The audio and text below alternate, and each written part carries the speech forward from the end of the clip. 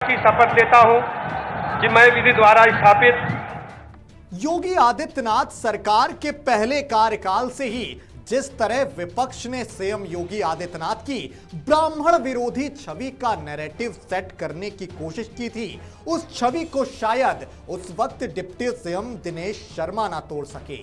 शायद यही वजह हो सकती है कि अब उनकी जगह ले ली है ब्रजेश पाठक ने बतौर उप मुख्यमंत्री उत्तर प्रदेश। ब्रजेश पाठक योगी आदित्यनाथ के मिजाज का राजनेता और दमदार छवि का ब्राह्मण राजनेता। शायद यही वजह हो सकती है कि योगी ने उन्हें अपना निकटतम सहयोगी बनाने का फैसला कर लिया। पाठक के पास अब उत्तर प्रदेश के उप मुख्यमंत्री का जिम्मा है।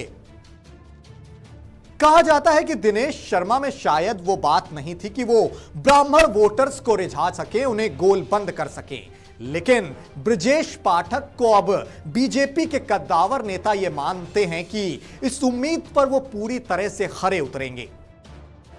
हरदोई जिले के मूल निवासी और लखनऊ जिले से बीजेपी विधायक ब्रजेश पाठक का कद योगी सरकार 2.0 में बढ़ गया है। पिछली सरकार में वो कानून मंत्री थे, इस बार उन्हें डिप्टी सीएम बनाया गया है।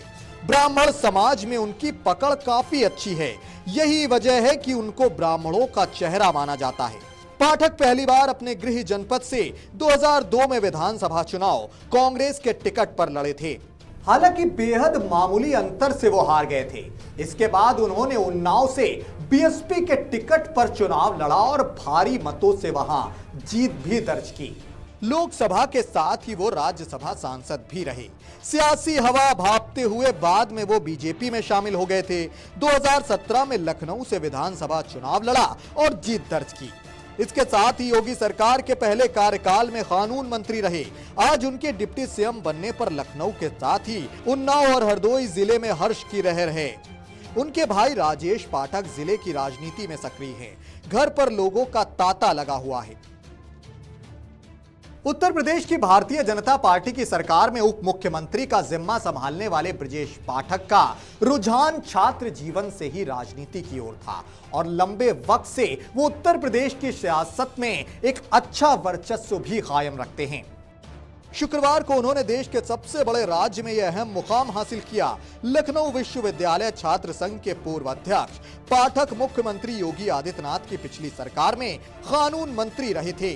पाठक ने विधानसभा चुनाव प्रचार के दौरान विपक्षी समाजवादी पार्टी पर जमकर प्रहार किया। सपा प्रमुख अखिलेश यादव ने जब बीजेपी को ब्राह्मण विरोधी बताया तो इसके प्रतिरोध में पाठक ने पूर्व मुख्यमंत्री अखिलेश पर पलटवार किया। राजनीतिक विश्लेषकों के मुताबिक बीजेपी ने पाठक को उनके इसी कार्य के लिए पुरस्कृत करते हुए उन्हें उप मुख्यमंत्री बनाया है। वहीं ब्रजेश पाठक के व्यक्तिगत जीवन की अगर बात की जाए तो उनका जन्म 25 जून 1954 को हरदोई जिले के मल्लावा में हुआ था। उन्होंने लखनऊ विश्वविद्यालय से विधि स्नातक की उपाधि हासिल की है।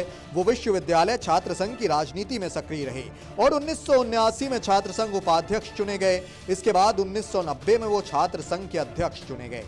पाठक को 2002 के विधानसभा चुनाव में कांग्रेस ने मल्लावा सीट से उम्मीदवार बनाया था, लेकिन काफी कम वोटों के मार्जिन से वो चुनाव हार गए। उसके बाद उन्होंने कांग्रेस का दामन छोड़कर बहुजन समाज पार्टी का दामन थाम लिया था। उन्हें 2004 के लोकसभा चुनाव में बीएसपी ने उन्नाव संसदीय क्षेत्र से उम्मीदवार बनाया और वो चुनाव जीत गए। इसके बाद बसपा प्रमुख मायावती ने उन्हें 2009 में राज्यसभा भेज दिया।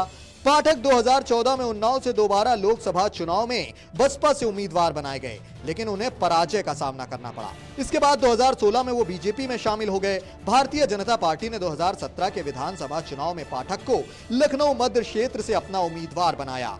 उस चुनाव में पाठक ने समाजवादी पार्टी के वरिष्ठ नेता और पूर्व मंत्री रविदास मेहरोत्रा को पराजित कर ये सीट जीत ली और 19 मार्च 2017 को योगी आदित्यनाथ के नेतृत्व में बनी सरकार में कानून मंत्री बनाए गए थे। ब्राह्मण वोट बैंक सधा रहे और मंत्रिमंडल में भी सामंजस्य स्थापित रहे। इसके लिए सबसे माकूल चेहरा साबित होते हैं ब्रजेश पाठक। लिहाजा उन्हें सूबे की सत्ता का इतना बड़ा पद सौंपा गया है।